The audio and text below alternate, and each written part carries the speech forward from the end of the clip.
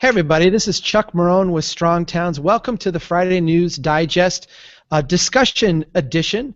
The federal government, along with many of the states, is experiencing large shortfalls in their transportation budget. After 2 generations of road building, maintenance costs are starting to pile up, and there's a push to do a lot of different things that we haven't necessarily tried to fund in our transportation system before. Our population is changing, demographics are changing. What we're asking our transportation system to do is changing. I've got 3 people here with me today. We're going to talk a little bit about transportation funding reform. First, from Seattle, we've got Michael McGinn. Michael is an attorney, activist, and was the mayor of Seattle between 2010 and 2013. Welcome, Mayor McGinn. Thanks for being here. Glad to be here, Chuck. Thanks for doing this. From Cleveland, Angie Schmitt.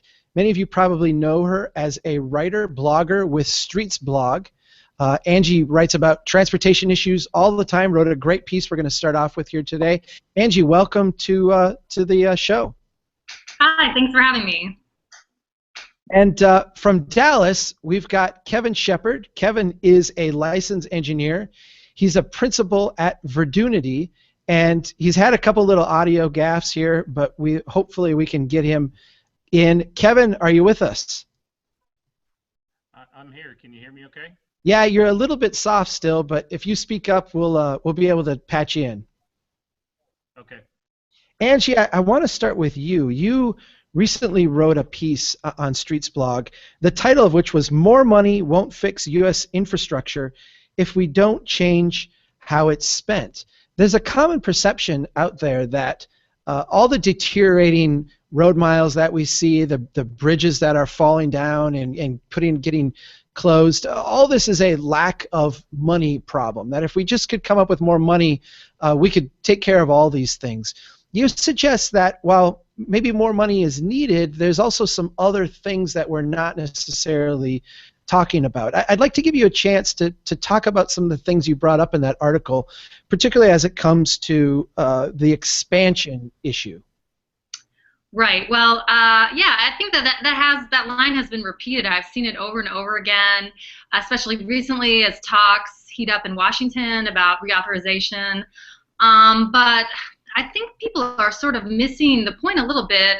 We do have this funding problem that needs to be solved, and that has to do with, the gas tax not having been increased and inflation eating away at revenues, but we haven't actually shorted transportation any money yet. We've been bailing out the Highway Trust Fund for a few years now, so I don't really think it's fair to blame deficient bridges, which is a huge problem, on sort of the revenue issue that we're facing right now. I think the responsibility for that really lies with insufficient attention to maintenance. And we talked about how much state DOTs are pouring into big new construction projects, a lot of very expensive highway projects, while a lot of times neglecting their maintenance responsibilities.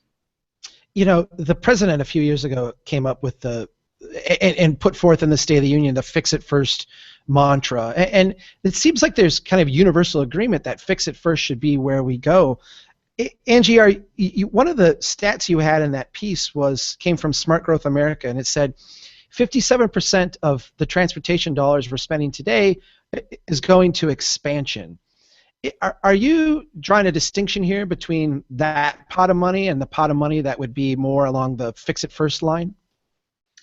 Well, I think in these funding discussions, there really hasn't been a lot of talk about "Fix It First" and what would the money be used for. I think if we did, if like some people have suggested, dramatically increase funding for transportation, there's no guarantee that it wouldn't be just funneled into these projects that a lot of times aren't necessarily the best deal for taxpayers. Very expensive interchanges designed to reduce congestion by a minute or 40 seconds on a commute. Those are the kind of things that seem to still have a lot of appeal for state DOTs and political leaders, even though the funding situation has gotten so dire.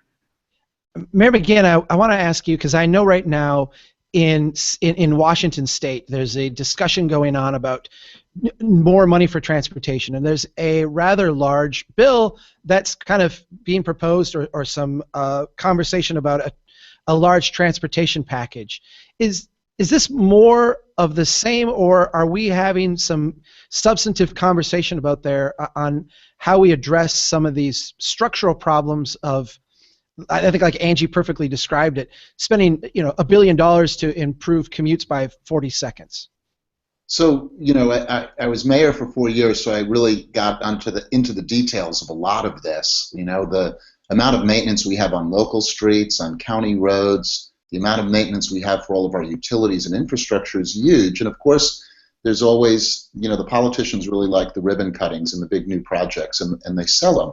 So in Washington State right now, the governor proposed a transportation package, and he was actually kind of proud of it because it dedicated more money to maintenance than ever before. But there was twice as much money for new projects. There's something like $6 billion for new highway projects, and a lot less, less than half that for maintenance. The Republicans just proposed their bill in the state Senate with bipartisan support, with Democrats supporting them, and there we're looking at $8 billion in new highway projects and about $1.5 billion in maintenance. So that's the bounds of the debate in the state legislature right now. Is the percentage going to be outrageous for new projects, or really outrageous for new projects? While we have, like most states, a huge maintenance backlog, and so that's still the contours of the debate. And the other thing that's of course distressing is that expansion of transit is, they're going to work in some way to link those two together. It's kind of a habit in the state of Washington to hold transit projects hostage until the urban legislators approve new roads, which we can't afford to maintain. I mean, we have a deficient infrastructure and a huge mounting backlog, tons of bridges that need to be fixed. So fix it first, and this will be sold as maintenance. It will be sold as fix it first, but it just isn't. You've been a mayor of a major city.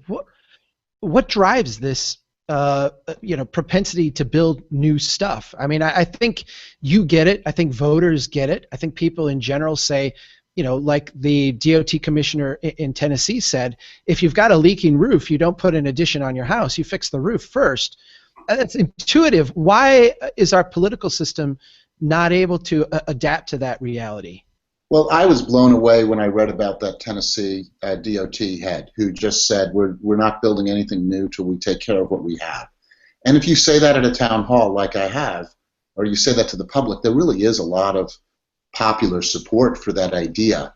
But when you put together the Chamber of Commerce and the construction trades and all of the interests that profit from a big project, and then you sell to the public that a new highway or an expanded highway will solve their traffic problems, which we know from history it doesn't.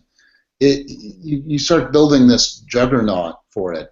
In fact, what's really interesting is, the mega project is, it has a bad name to me, but to the people advocating for it, the more they can aggregate and the bigger they can make the project, the more likely they are to push it through. So we have in Washington State, they took 3 separate projects, which they've been working on individually, and they've now given it a new name, the Puget Sound Gateway, and they have a new mega project, and that will make it more likely for them to push it through the legislature, as opposed to selling 2 or 3 separate highway expansion projects. Kevin Shepard, you live in Texas, and Texas to me is one of the more bizarre states in the union when it comes to transportation spending. No offense, my friend. I really like Texas, but it's a little crazy. You guys just passed Prop 1, and Prop 1 took money out of your rainy day fund, money that was being siphoned off of gas and oil drilling revenues that you were putting in a rainy day fund, siphoned half of that off, and now is going to spend that on transportation. What has this kind of injection of new money done to the transportation conversation there in Texas? Well, first off, can you hear me a little bit better? You're a little bit better. You keep speaking up. Really loud. Okay, well, last November, Chuck, you mentioned we had Prop 1, and we were talking. It passed in a landslide. It passed with over 80% of the vote, and they're projecting based on where the oil prices were back then. I think they were around $80 a barrel at that time, but they were looking at for the first year it was going to produce about 1.7 billion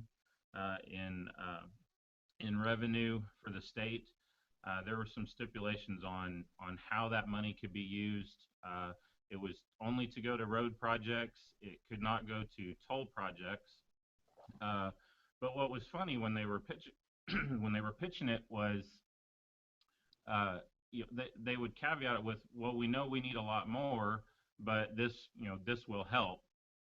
And it passed in a landslide. There were some people like myself and others that were saying we need to look at the system before we approve more money. We do need more money. There's a lot to maintain. There's new construction in some places that is warranted, but without having tighter reins on how that money was going to be used, my fear was it was just, when it got approved, it was just going to go in the pot with everything else, and that's exactly what's happened. So there was a little bit of conversation at the time about reform, and before we authorize more spending,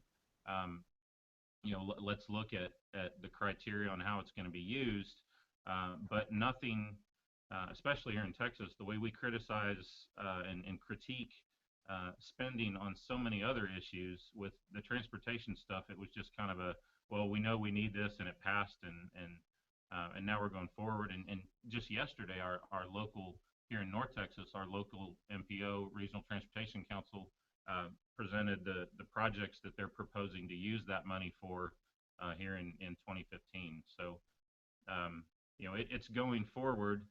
And I mean, it's such a minor portion of what we need to address what we have, and they didn't even, they could have at least stipulated that it go towards maintenance only, and they didn't do that. So it's going towards widening and new construction and things like that. There was no conversation, or very little conversation, about transit or bike lanes or any other alternate types of mobility either. So I want to follow up on that transit and bike lanes. And I want to switch over back to you, Mike, Mayor McGinn, and ask you, you as a mayor were someone who biked, someone who still bikes, that's kind of who you are. I think you understand the value of the fine-grained project. Right. You talked a little bit earlier about the way there's kind of a built-in incentive for the mega project. The larger you can make the coalition, the more you can justify the funding, the bigger the project gets.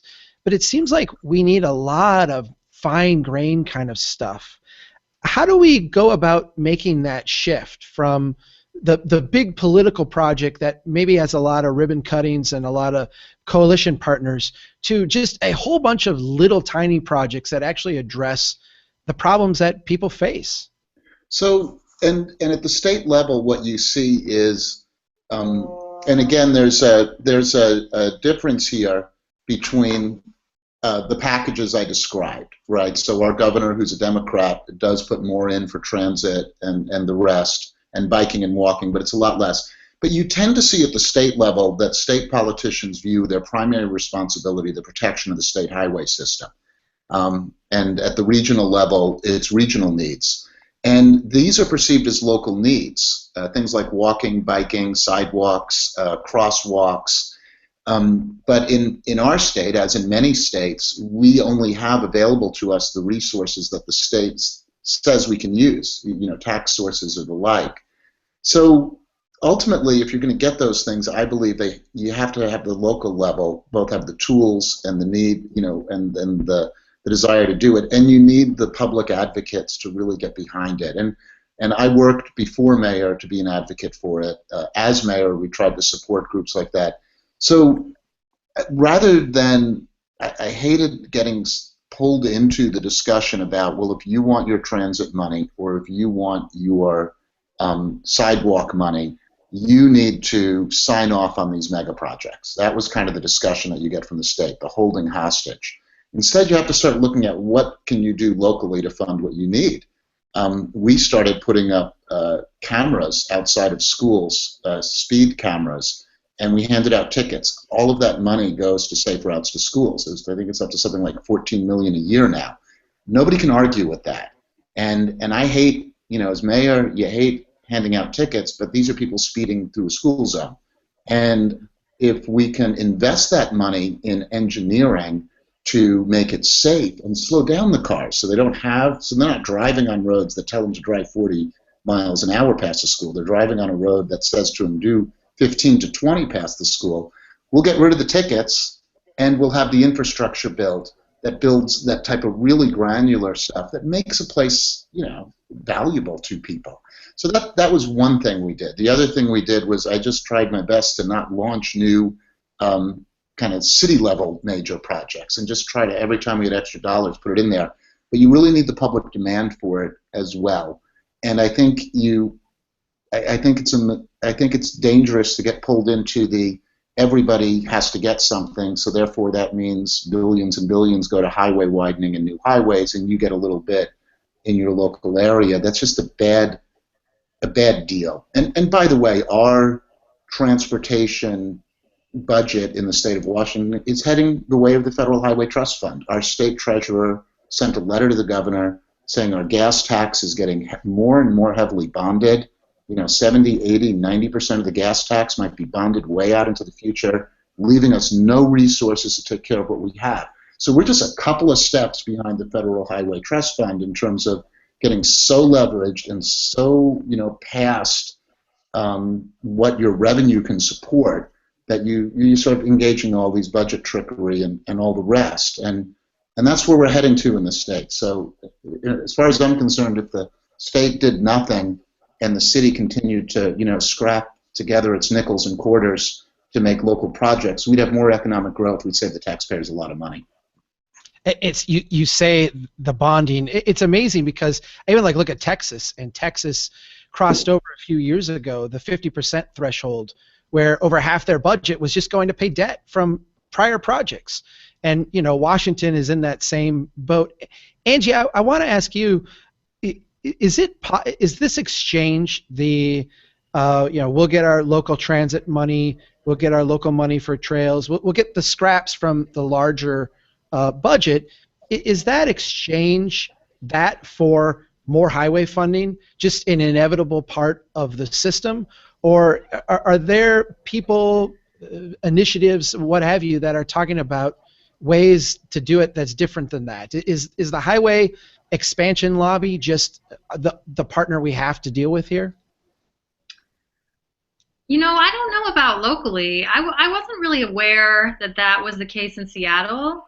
And I don't think I see that too much here in Ohio. I think on the federal transportation negotiations already, it's been sort of disappointing, and we saw walking and biking lose a little bit of ground during the last round of negotiations. So I don't know. It's really tough. It's really tough. I haven't seen that kind of bargaining here, but transit sort of and biking and walking have been losing a little bit of ground, it seems like, at the federal level and sometimes at the state level. And we're not, obviously nobody's talking about cutbacks for highways necessarily too much, especially at the federal level.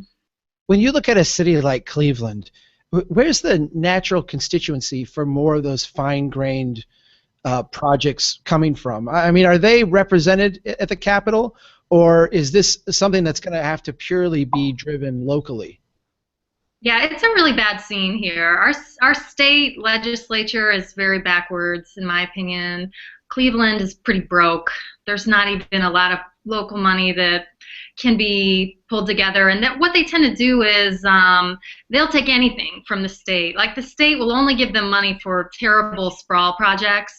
And they all got really excited because they were able to get $331 million from the state for a 3-mile road that I think is sort of redundant. And Cleveland already can't take care of its existing roads. In fact, the mayor of Cleveland said it would cost roughly that amount, about $300 million, to bring all of Cleveland's roads into good repair.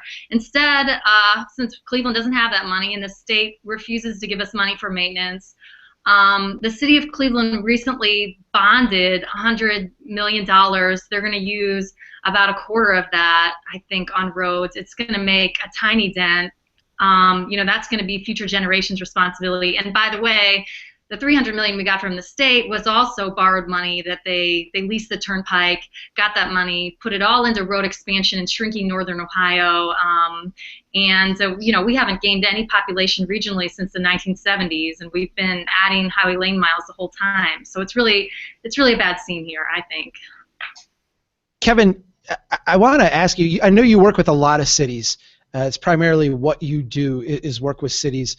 I've been down there in Texas, and I've seen proposals that TxDOT is trying to turn back certain segments to cities, saying, we don't have the ability to maintain this. How would you like it? Merry Christmas, city. I've also, at the same time, seen TxDOT out building, a frontage road literally from San Antonio to Austin for some of the lowest budget kind of junk you can get in terms of development. What's the relationship between TxDOT and cities, and is it one that could be salvaged to be productive? That's a great question, because there's a lot of talk in Texas about how we have a lot of land is cheap, there's room to there's still room to expand, and so there's still so much emphasis on growth here, and the typical what we talk about you go build the roads, and the investment and the economic development will come, and that is working. We're growing. We've got people moving here. We've got jobs coming. All of that stuff. But the question is down the road, who's going to pay? Who's going to pay for this stuff? And you just touched on it a second ago about us crossing that 50% threshold of a lot of the maintenance is starting to show, and it's whether it's at the state level with TxDOT, or if it's some of these inner-tier municipalities that went through their growth phase back in the 60s and 70s, a lot of that maintenance is coming due now, and the discussion is starting to happen about that they are starting to look at the stroads and some of these TxDOT roads, these old farm-to-market roads or state highways that run through these city downtowns, and cities are starting to understand, well, that that's our core downtown. We want to make that walkable. We want to convert it from the stroad to the street, but they're still TxDOT roads, and so they're still obligated to meet TxDOT design standards with your wider lanes, your curb offsets, your drive spacing, all of those kind of things. You mentioned the Turnback program, and I think it was 2013, mid 2013, TxDOT came out and said, we'd like to propose, it was close to 2,000 miles of urban roads, these urban sections that were in city limits, and said, we'd like to turn these back over to you cities to take over. You'll maintain them, but then you can design them, and you can do what you want to with them, and you'll no longer have to meet TxDOT standards. They thought they had a good idea, but the cities, the Texas Municipal League, which is the group that that all kind of oversees, or that all the cities are members of, they came out just real strong vocal opposition to it.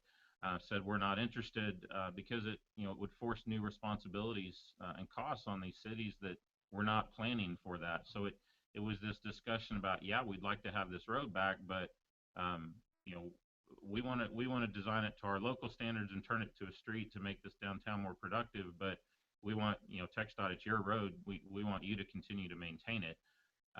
That evolved into an agreement middle of 2014 last year that it's now a voluntary program. So if a city has a TxDOT road in their jurisdiction that they would like to take back, they can. TxDOT will will not fight them. They'll allow them to do it, and then part of TxDOT's end of the deal is that some of those savings that they have will then go back into those communities that are participating in the program. So it's a voluntary program right now. You do see, I know San Antonio's done some, Bexar County, there's a few places that that are doing that program now. There's a lot more of these cities that are talking about making their downtowns more productive and needing to convert those stroads back to streets. But there's, it's still this discussion about where's the money going to come from. So I guess it's a two-sided relationship there. There's still the emphasis on growth and the reliance on the cities and the counties to get TxDOT money and regional money for expansion projects. It's still very competitive. Everybody wants that money. But there's also these some of these areas that TxDOT has had jurisdiction over that that the cities want back, and it's, I think if I look forward, what I can see happening is some kind of a funding program where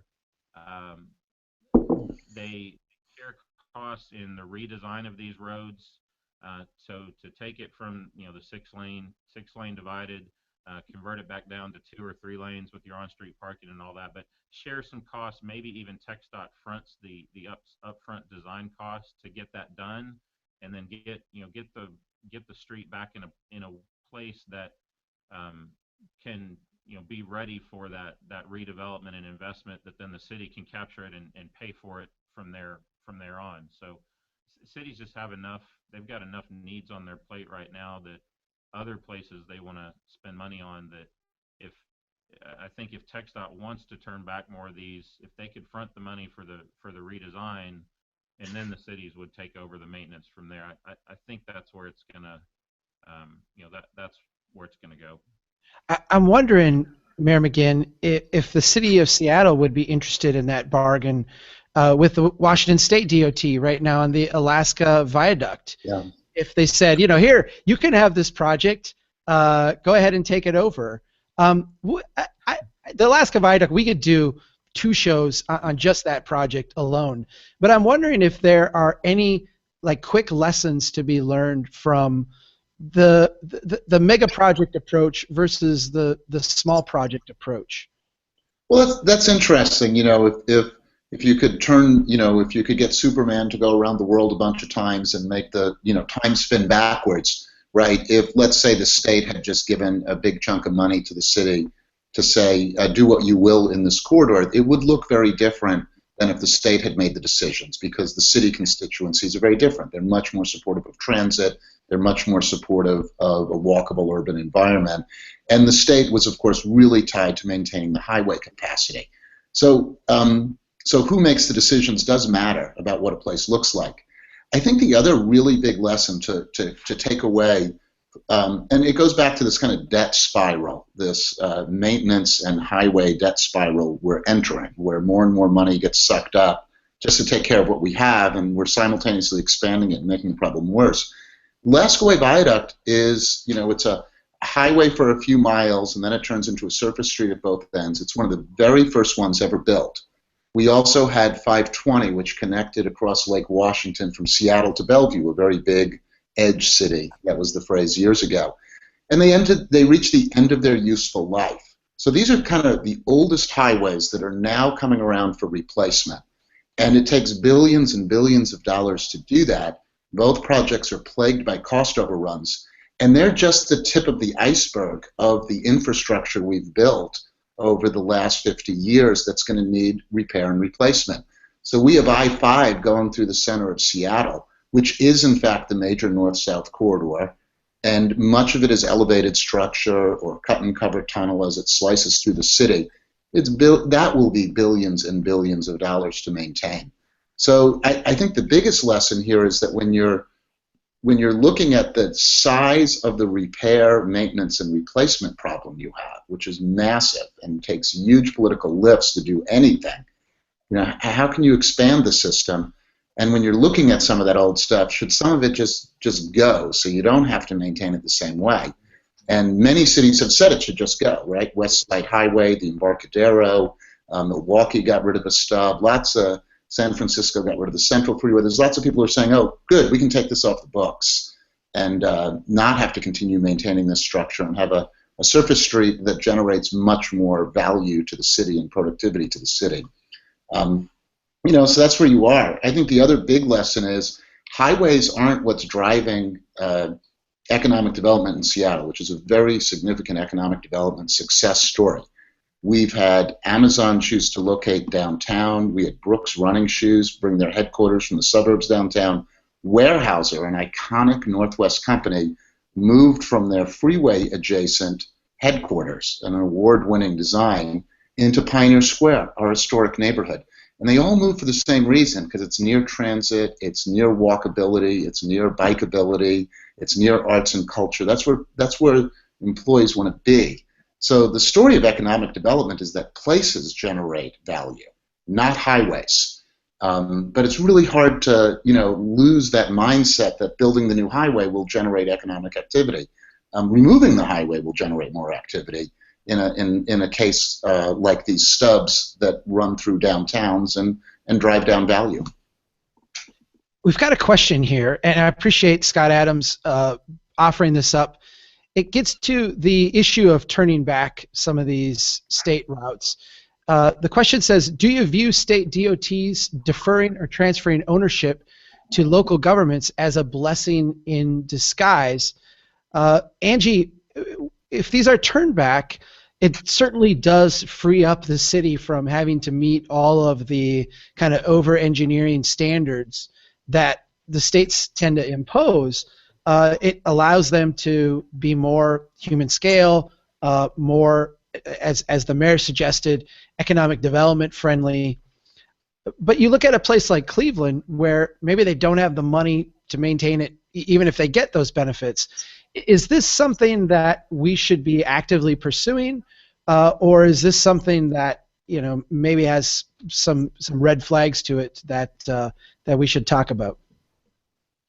Well, I think if we're going to pursue anything, it would be the freedom to have more control over design without necessarily the additional financial burdens. If we have the choice of what to advocate for, potentially there are some cities that are in a financial position that would be a worthwhile trade-off for them. They have the funds available where the design, having control over design would be worth it to them. But I think for a lot of communities that would be really difficult financial proposition. So the states really ought to be relaxing their design practices and listening to local constituencies about what they want for their own communities. That's definitely worth advocating for, I'd say. Kevin, you want to weigh in on that one? Yeah, I think we've talked in the past on Chuck about, I think somehow we evolved from the railroad days of how things were built, and the private sector took the risk and led the development, and it's evolved to now where the lines are so blurred between what the federal government's responsible for, what the states are responsible for, what cities are responsible for, and so there's such a, everybody wants to point to the right when you're trying to hold somebody accountable of why did, who's going to maintain this and why did it get this way? And it's back to kind of the argument I had with that Prop 1 stuff of we have to look, and it's really why I found Strong Towns back in 2011 is we have to look at the fiscal argument of all of this stuff and say how is it going to be maintained over time, and how do we get the type of places that generate the revenue coming in, and who needs to play what role in creating and maintaining and paying for that that type of environment. And I think the states in state DOTs, most of them that I've worked in and are familiar with, I mean, they need to get back to focusing on what their original responsibility was of connecting the interstate system and those types of things, and let the cities are ultimately going to have to be responsible for their infrastructure and their environment, and doing it in a way that generates enough productivity and wealth to pay for it over time. So I mean, I think It's really interesting here in Texas. We have the full even just in the Dallas area, we've got the full spectrum of everything that we've talked about. We've got just in downtown, we've got this discussion about the Trinity Toll Road and building a new toll road, in where we could have a really nice park right downtown. And then not even 10 minutes east of that, you got Patrick Kennedy and the new Dallas guys talking about tearing down 345, to open up economic development. And then you have just two suburbs to the north of Dallas in Plano and Richardson, both have transit access. And Plano just got Toyota to relocate their headquarters there.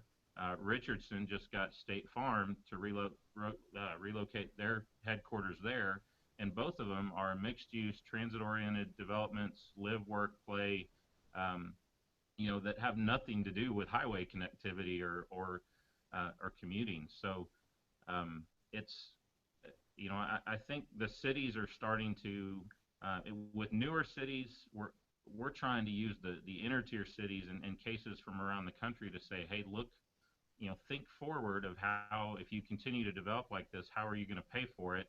And then, at least here in Texas, we're still trying to push the conversation with the state and the regional MPOs about more transit and mass transit and less, less into the highways. But we got a big uphill battle on that one. Mayor McGinn, I want to give you the last word. Oh, and sweet.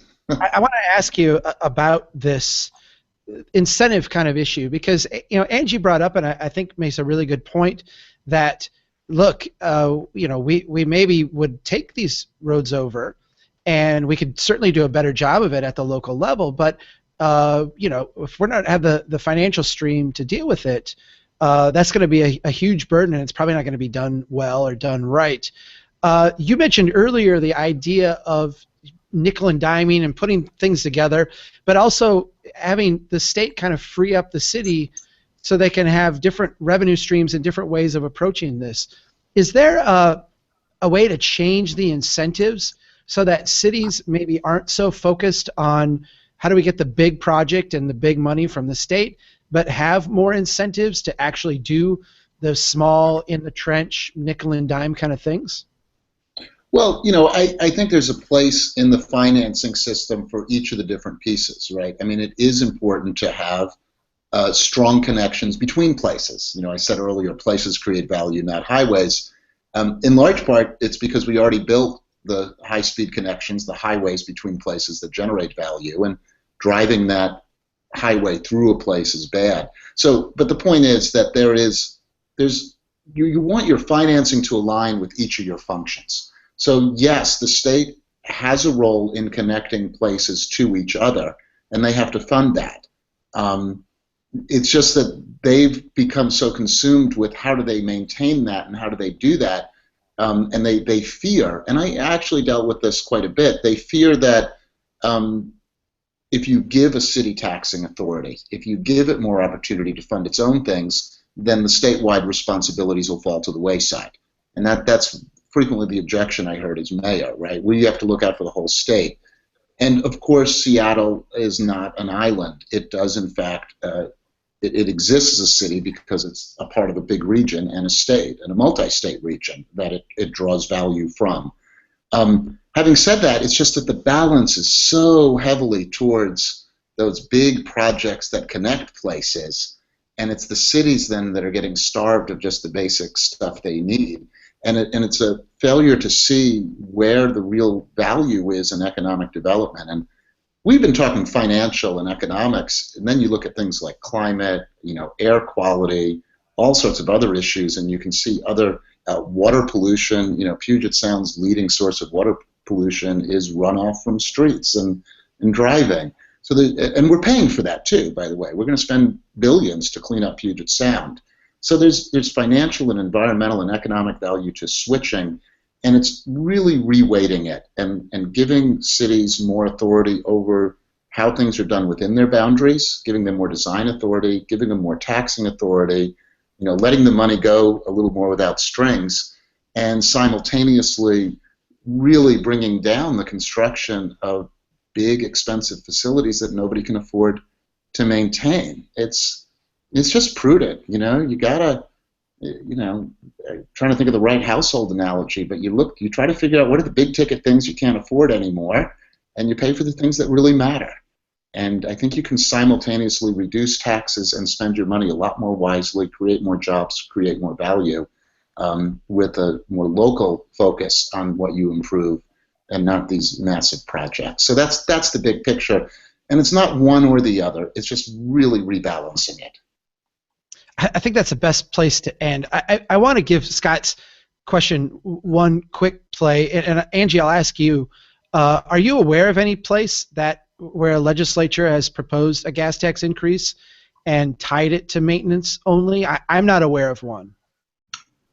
There was just a good article in Atlantic Cities or City Lab that talked about the states that were doing a better job of maintenance, and they mentioned California and New Jersey as states that were really emphasizing maintenance a lot better than other states.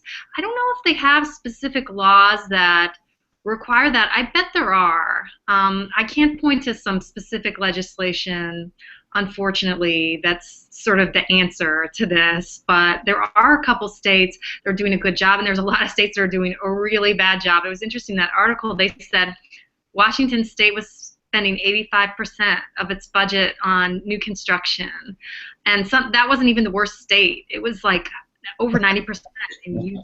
So we're not the worst, yeah. That's good news. Right. All right, we're going to wrap it up. Angie Schmitt from Streetsblog, thank you so much. Kevin Shepard at Verdunity, I really appreciate you being here. And, of course, Mary McGinn, thanks for taking the time. Thanks, everybody out there, for listening. I really appreciate you being part of what we're doing here.